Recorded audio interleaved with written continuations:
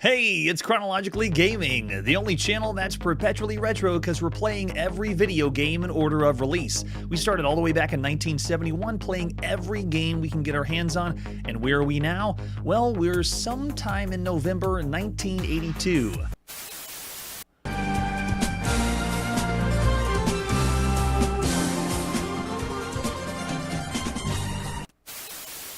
We were last playing the best way to play football on any home computer, and I would argue the best way that we have ever played American football ever on the show. All right, after that, let's see what our next game is. Our next release takes us to the Commodore VIC-20. This is Sub Command and Missile Command, or Sub Attack and Missile Attack. So it's another compilation. This one, I don't have any box for it, just a couple screenshots, and so that means we're just going to pick one. Let's play Missile Attack first. This one's by Stuart Hall, published by PR Software, released at sometime in November 1982. This compilation pack marks the 322nd time we've played a Commodore VIC-20 game. And I am going to fast forward through the tape because we don't have time for that. There we go. Welcome to PR Software. This is the second game we've seen by PR Software, and the third time we've seen Stuart Hall make a game. Way to go, Stuart. All right, so I want joystick. We got our digital joystick plugged in. Let's see. Oh gosh, what is going on? So I have kind of movement of the giant ship on the side, but it was taking forever to fire a shot. Let me try it again. Come on. Okay, there you go. I finally got a shot out. So this is very slow to respond. I cannot move. I cannot move to the left. I can only move to the right. So I wondered if I was supposed to scroll the screen, because in a way the game makes me feel like I'm playing a scrolling shoot 'em up, but there's no scrolling. There's no go to the next screen at all. It's just dodge the enemies, fire a shot off if you can, but yikes. It is working. The fire, the shot you have though is so slow. Oh gosh. We got a score of 1. Do you want to play again? I'm going to say no, because I realized there wasn't anything else at the screen, and what you saw there was everything. So there you go. That's the first side of the tape. Let's flip it over on the other side. Sub Command by PR Software. Let's see what you got, Stuart. This compilation is both of these games, so we will rate this based on both at the same time. And let's fast forward through the cassette loading. I'm not giving you the true November 1982 experience where you most likely would make a sandwich, get a drink while you're waiting for the game to load. All right, here we go. Let's do joystick again. All right, destroy as many enemy ships as possible in 1 minute. Looks promising. There's the enemy ships using some pesky character graphics. Ready, set, go. All right, I got left and right movement. Where's my fire? Oh my gosh, why? Why did you do that? Everyone, look at the fire. The fire is barely distinguishable because they used white on, I guess that's, is that chartreuse? What is the color in the background? Because it's not cyan, it's like light cyan. But you can barely see the shot. Can everyone see the single fired shot? It's a tiny white line that fires off. But at least it's another one of those games we played that's kind of like Seawolf. So we have a variant of Seawolf right here. But you can barely see it. Yeah, Kun can't even see it. I know, you can barely make it out. It reminds me of some of the control schemes we've seen for other video games on the Commodore VIC-20 or with limited color. It's just why? Why would you pick that? Because we've seen, again, we're spoiled because we play every single video game, but we just saw on the Commodore VIC-20 Spiders of Mars, and the colors really popped. It worked really well. It wasn't on a black background, though. So another character set video game. This one, even though it's called, we had played a game called Missile Command on this compilation pack, it wasn't even a real, like, official Missile Command. It wasn't even close to what Missile Command was. It was some monstrosity. All right, there you go. Another combo compilation pack. And again, we only play the compilations that you cannot get anywhere else. So these games were not released separately. They were only together in this 2-pack. Of all the games you could play, both of these together, for everything you could play on all home computers right now in November 1982, yes, Marshall's calling it lame Seawolf. Yeah, that was lame Seawolf. And we played legit Seawolf on the Commodore VIC-20. So I'm thinking low. It's bad. You might get some enjoyment, obviously, if this is only your only computer, Commodore VIC-20. But yeah, I'm looking at 1.5 stars. Barclay's doing 1 star from the chat, 2 stars from Charlie. Yeah, it's very low. I'm going to say 1.5 stars. I was thinking between 1.5 and 2, but I'll say 1.5 for sub command and missile command.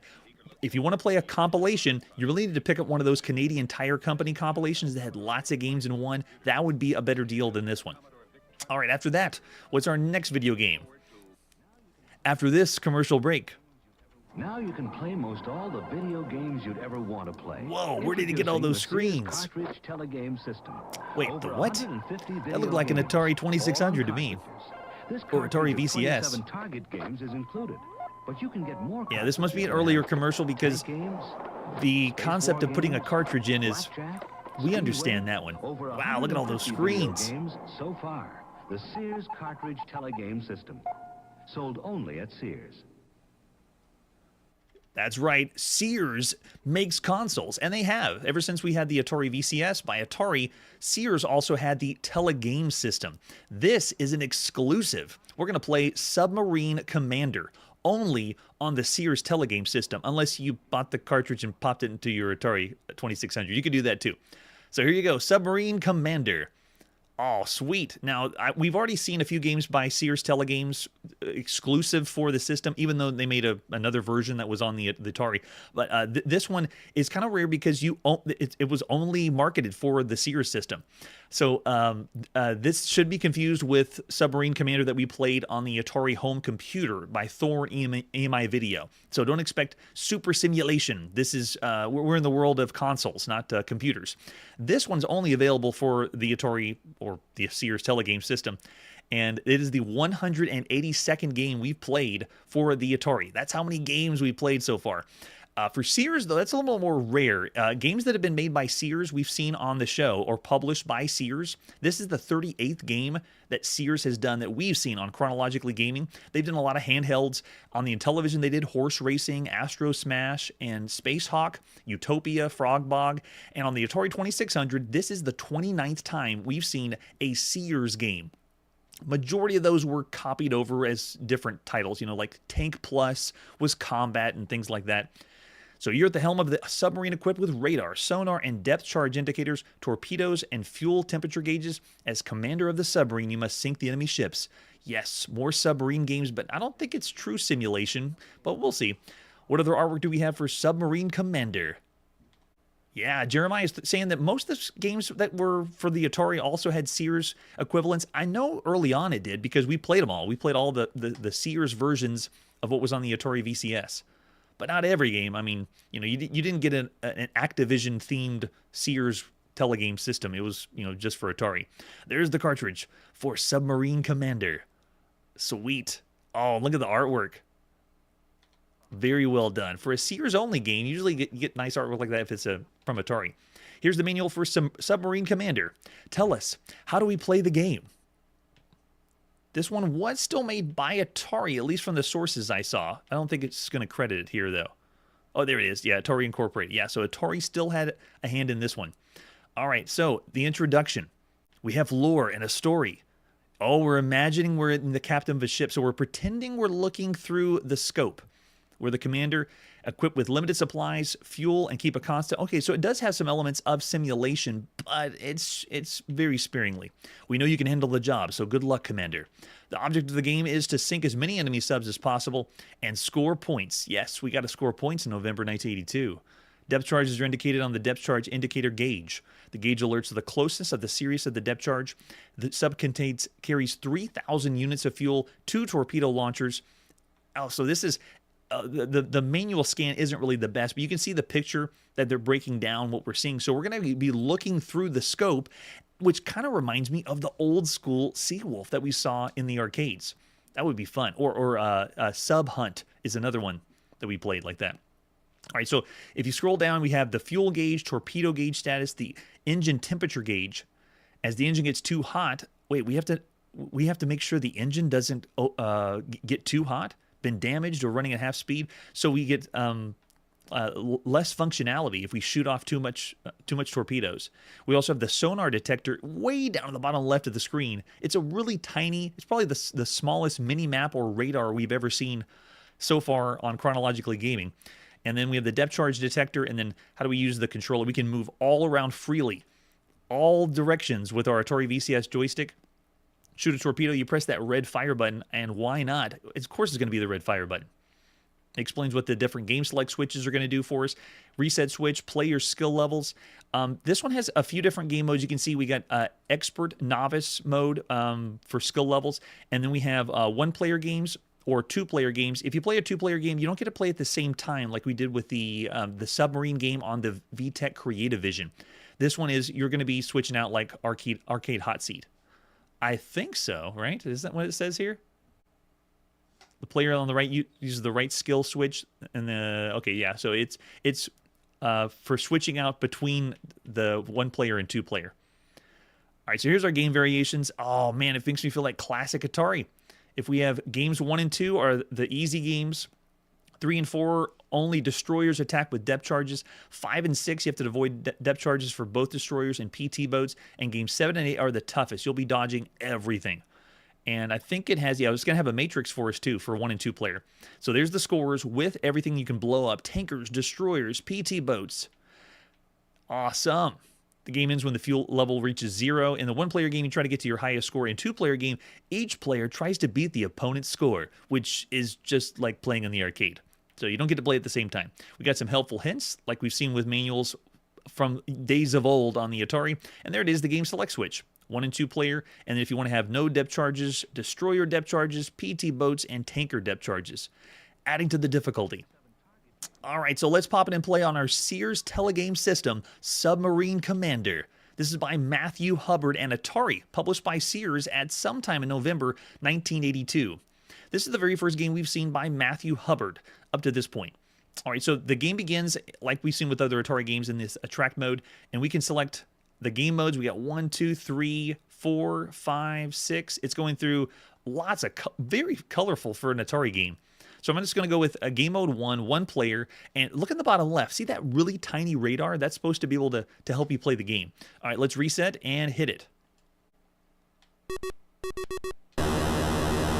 Whoa, very, very cool. So at the bottom of the screen, your torpedo is going to be shooting off on the right side right now, and then the left side. So it switches back and forth. Right side torpedo, left side torpedo. The scope, I have really cool effect though. It makes me feel like, look at this, I'm gonna move down to the bottom so you can see the torpedoes shoot off. But you can move up and down, left and right, and it gives this illusion that I have full control over the scope of seeing and destroying and firing off the torpedoes. Really nice effect, especially the way that they're blending the colors in the distance. Whoa, yeah, so if you look at the very top middle of the screen, that's our heat gauge. If we just fire off torpedoes, look at this, I don't have to wait for them to... We played simulation games where we have to wait for the torpedoes to load. And this one, look at this, I can just go, boom, boom, boom, boom, boom. But if you look at the top, look at my heat. It's going, I'm shooting off too many. Oh, you can blow up so many subs at the same time. So yeah, it has a splash of simulation, very minimal like resource management you have to worry about, but it's a lot of arcade. In fact, the way that this is viewed reminds me of the old school arcade games from the 70s that had you looking through an actual scope to play. So very, very well done with the presentation. Especially that I'm playing this on Atari or a Sears telegame system. Yeah. For a Sears exclusive, did anyone have, well, I don't know how many people had the Sears telegame system, but did anyone play this? Because if it was a Sears exclusive, I wonder how prevalent it was in the wild. Was it sold at other stores, or was it only at Sears? Or, you know, after the video game crash in North America, did you see this game in bargain bins? Because I would have passed by this. I would have thought this would have been trash, but actually playing this is really, really fun. All you really have to worry about is the torpedoes, where they're... Oh, nice. So some of the ships take 2 hits, too. And you just have to watch the top of the screen to make sure you don't overheat. And then rack up your high score. So really, really fun score attack. Giving you that illusion that we're scrolling all over the place using the scope. So we call these games shooting gallery games on Chronologically Gaming. This is in a way, it's the precursor to Space Invaders or fixed shooters. And this is the 54th shooting gallery game that we've seen thus far. We've played 18 of these on home consoles. Games like the original ones, Air Sea Battle and Target Fun, that was on Atari. Carnival is a really popular shooting gallery game. And then on the Astrocade, Seawolf, which is kind of what this reminds me of too. This one plays and responds so well. It's really fun. Oh, look at that tiny ship in the bottom. Now, when I'm playing game mode 1, there's no depth charges I need to worry about and dodge. But as you go to different game modes, all these ships will be dropping depth charges that you have to avoid. So you not only have to worry about your offensive, but you have to worry about your defensive so you don't blow up. So this first game mode is pretty easy to get the score going, and you have a blast. But let's crank it up. Let's change the difficulty. Let's go to game select switch, and let's go all the way to, I think we need 7. Yeah, 7 will be 1 player. Ready, set, go. Now you need to really worry about your skill. Now we're going to die. See the depth charges falling down? Get a couple hits in, because some of these ships go down with 1 torpedo, but some go down with 2. All right, looking good there. Got 2 hits on that one. This is also a really difficult game to watch. So everyone that's here for the live show, it can be disorienting because as I move around, I understand where I'm going and where I'm moving. But for someone that's watching, I can imagine a younger brother or sister getting very disoriented of what's happening. But having it in your hand, the joystick in your hand and playing, you would understand where the torpedo's supposed to go. So great arcade game, so fun. I love it. This is also a splash of naval simulation, just a little bit, just because we're looking through the scope. This is the 15th naval simulation game that we played thus far, and the 5th we played for home consoles. This one leans way heavily on the arcade style, though. I still like the way that this plays. On consoles, we played some really good, intense naval simulation games. Games like Sea Battle on the Intellivision or Sub Hunt on the Intellivision. There's also Air Sea Attack that was for the Creativision, and this I can see is closer to the naval simulation in arcade. Air Sea Attack on the Creativision did a great job blending the two. But this one, man, this one's cool. This one's pretty fun. And then another naval simulator we played was on the Arcadia 2001, and that was Ocean Battle. But that one is very much more simulation than this is. So this has everything. Oh, they're blowing us up. You gotta move out of the way. Oh yeah, the torpedoes are really good. Yeah, so yeah, Manly saying the sound design is noisy but appropriate, and yes it is. I wouldn't expect anything less. I'd crank the volume up if I was playing this. All the lights off, pretend you're looking through the scope, and just have a blast playing it. This is the 46th game we played, or for all video games that it has a submarine where you're able to control a submarine. There's already a lot out there, but the way that this plays like Seawolf is also reminiscent of some other games that we played too. This is the 14th time we played a variant of Seawolf up to this point. The very first time we saw it was in the arcade, March 1976, and so the Astrocade has a variant of Seawolf. Sharpshot on the Intellivision has a mode like Seawolf, but we played a lot of other games that play like Seawolf on home computers. On consoles, there's not as many. So I'm looking over in the chat. Wow, we got a lot of above averages. 3.5 stars for everything up to this point. 3-star from Jeremiah, and then I got mostly above average 3.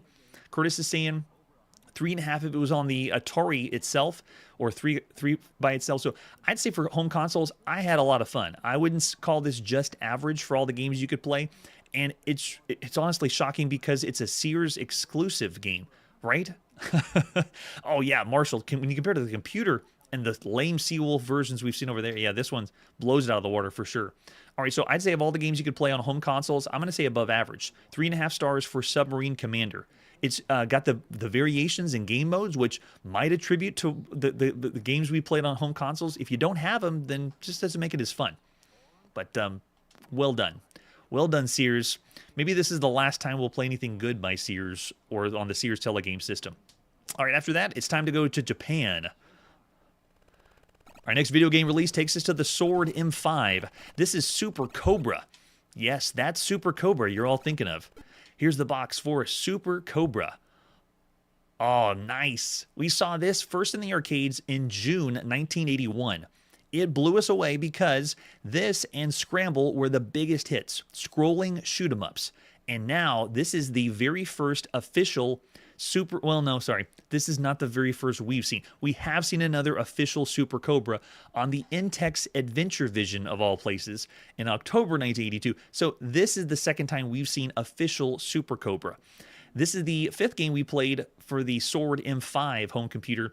Everything else up to this point has been done by Namco. This is by Konami, because in the arcades, Konami did Super Cobra. Bring it home, Konami. Bring it home. So official, the one that on the Intex Adventure Vision, I don't know if Konami did it themselves.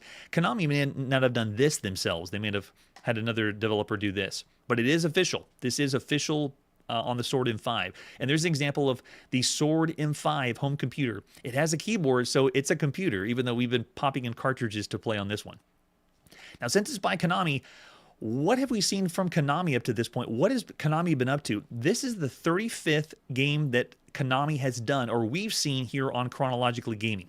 They've done 18 games in the arcades, 3 games for the NEC PC 6001, 1 game on the Atari home computer and the Apple II, 2 games on the Arcadia 2001, and then 2 games on the Intex Adventure Vision, and 1 game on the Philips Video Pack. I'll let you guess which one that one was. And we saw 3 games that they've done for the Pyuta. This is the first time we've seen Konami on the Sword M5. Let's pop it and play Super Cobra. Konami brings us, and published by Takara, at sometime in November 1982. So everything we've seen so far has been by Namco. And wait, we're already getting something we've never seen before on the Sword M5. Everything usually just has that screen showing 1 or 2 players. But look, it has a little mini cutscene. In fact, this is just like the arcade. It said invade the base and carry away the booty. I remember that. So they're giving us arcade experience at home. If you do a 2-player game, you can't shoot them up at the same time. You will be taking turns like you do in the arcades. All right, I'm already blown away that we have something extra on this computer, or just in general that they're wanting to do it. All right, let's push number 1. Wow, opening sounds just the same, and I'm already getting great control and feel of my helicopter. Go, blow up the fuel, make sure you get that one. Yeah, it already feels really, really good. Oh, and it has the crazy hopping missiles like it did in the arcade, too. Look at that.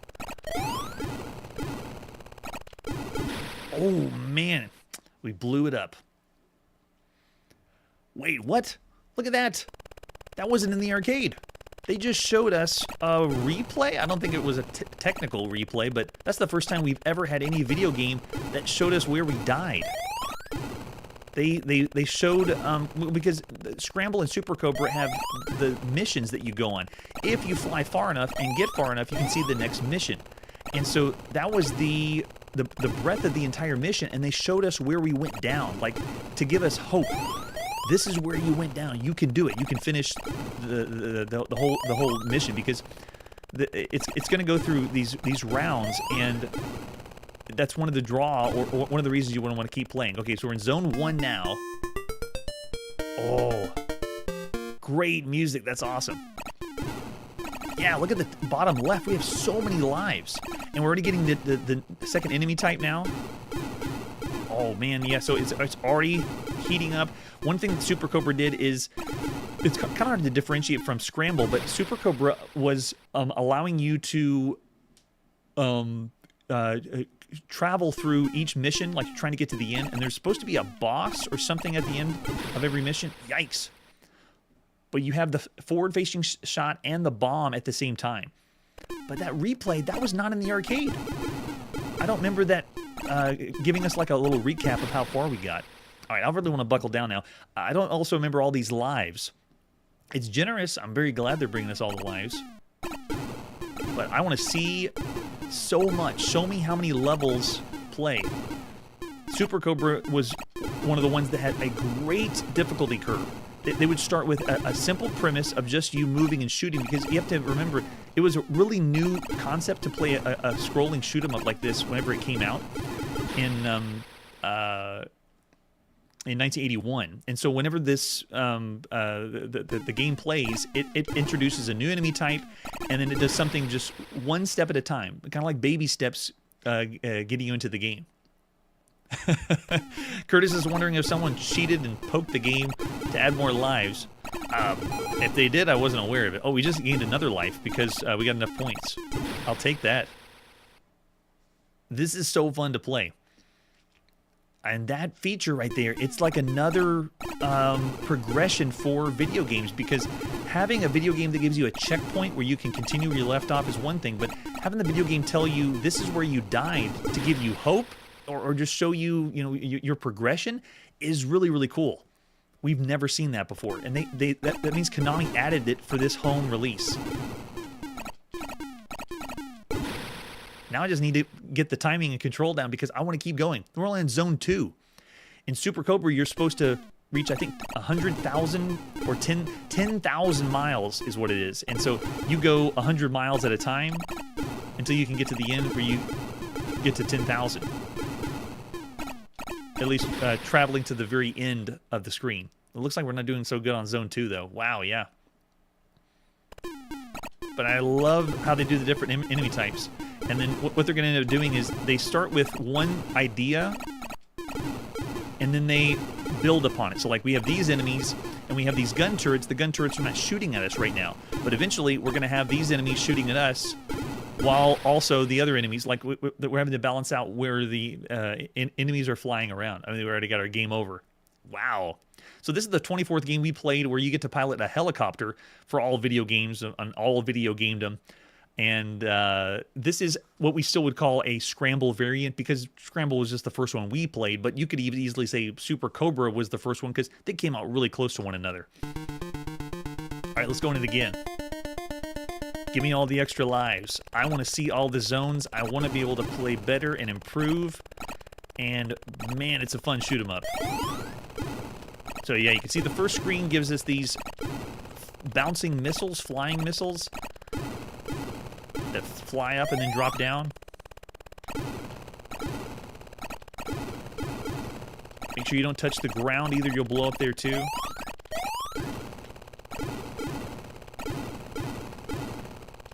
And I mentioned Scramble because we had played Scramble recently on the Pyuta, the Japanese version of the Tomy Tutor.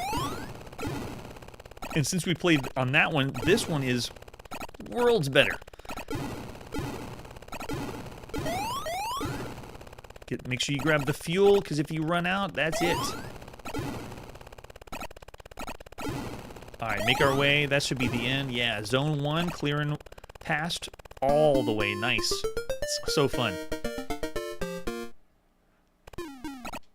Alright, so whether we're going to call it Scramble or Super Cobra, this is the 54th time that we played a Scramble variant, or a game that plays like this. Auto-scrolling to the right, you are shooting and firing off.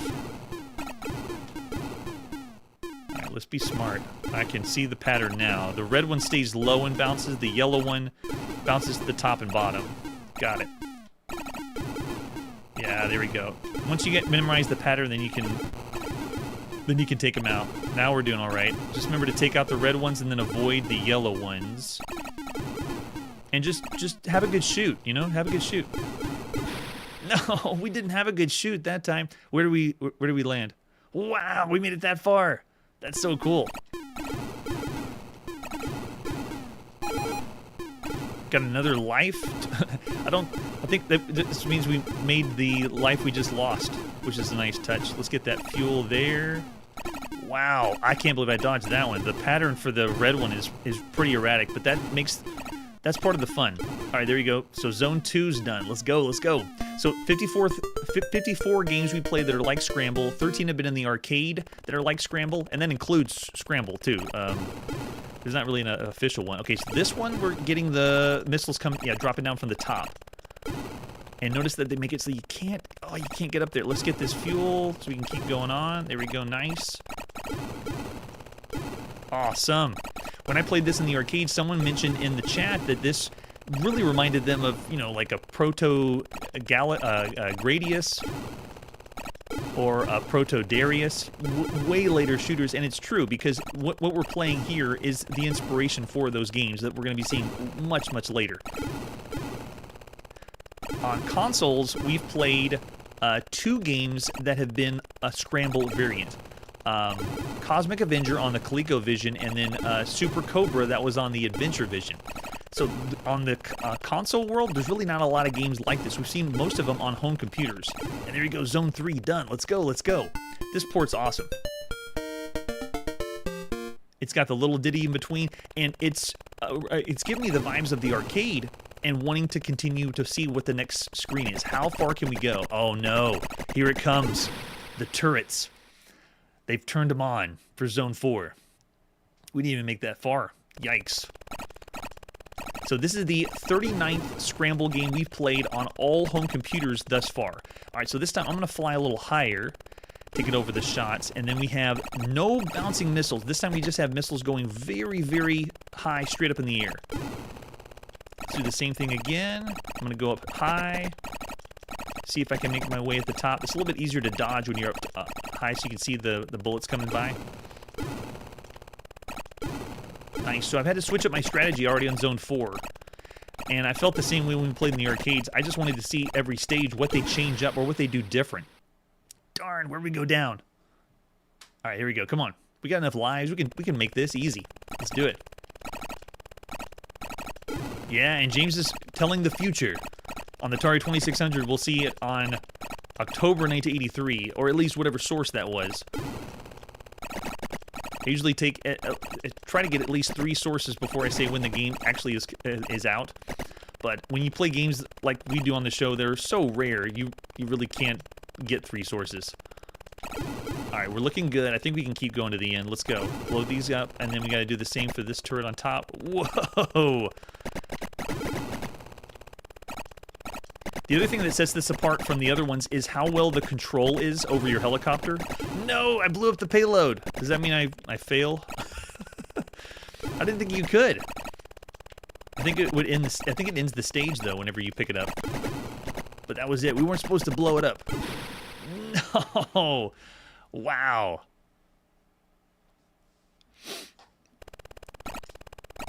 This is way better than when we played Scramble on the Puta. It's much very above average. The presentation is very well done. And for the first time seeing Konami on this computer, they did a very good job. I really don't want to even compare this to just Scramble. I really want to compare this to just shoot-'em-ups in general. We call a game of shoot-'em-up that's scrolling, auto-scrolling, or Defender-style scrolling. And you're shooting with a spaceship or a plane or something, but this would be the 165th shoot-'em-up that we played thus far on Chronologically Gaming, and the 102nd time we played a shoot-'em-up on home computers. So this one is one of the best ways I could say you could play Scramble at home right now. This is so good. Super Cobra, obviously. Yes, we got it. Now we can go to the next base. Awesome. Yeah, thanks, Kun, for the heads up.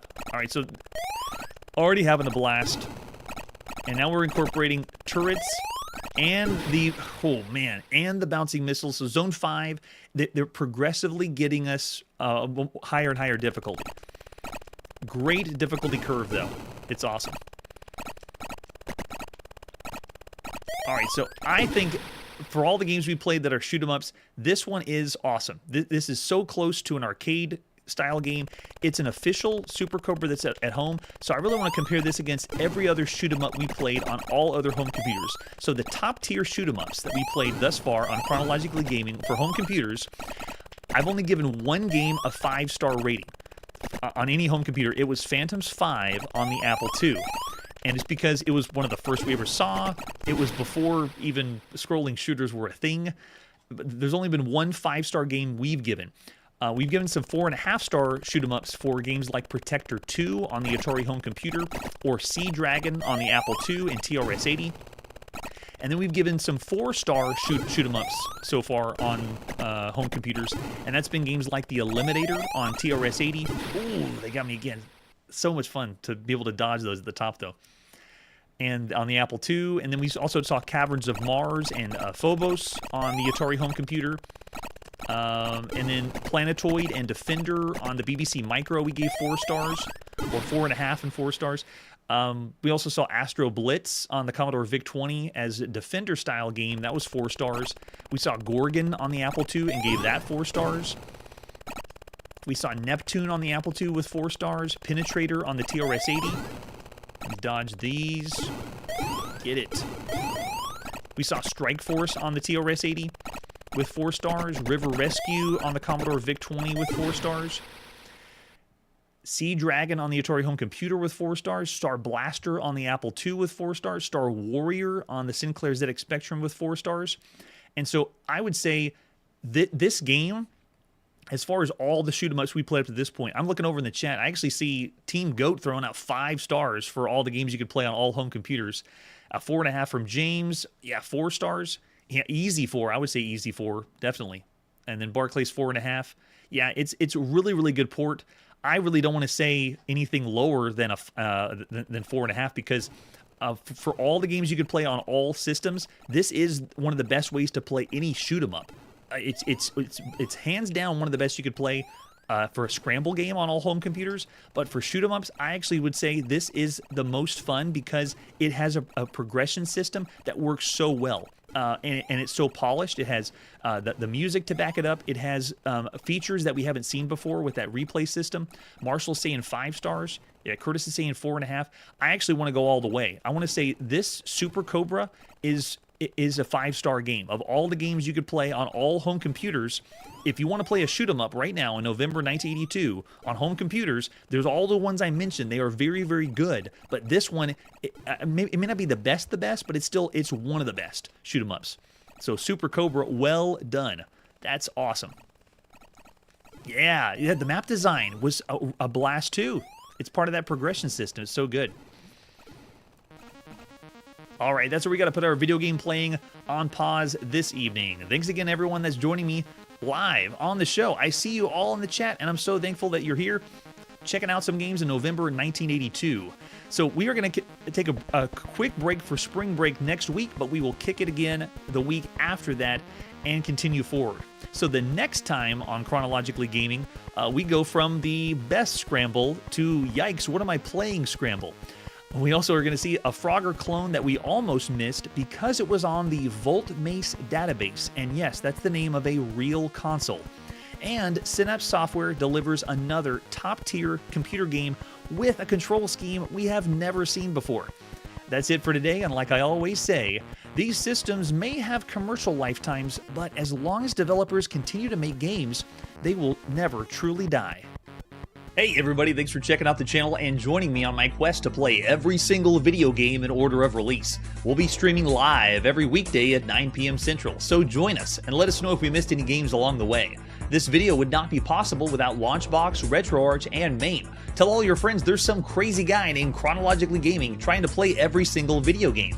We have links down below that'll send you to places like our Discord and Patreon, and one that says all the video games we've ever played. If you go there, it's a list of everything, and you can click right to the game you want to see. Chronologically Gaming is the name to look for. We are perpetually retro, and we will catch you next time.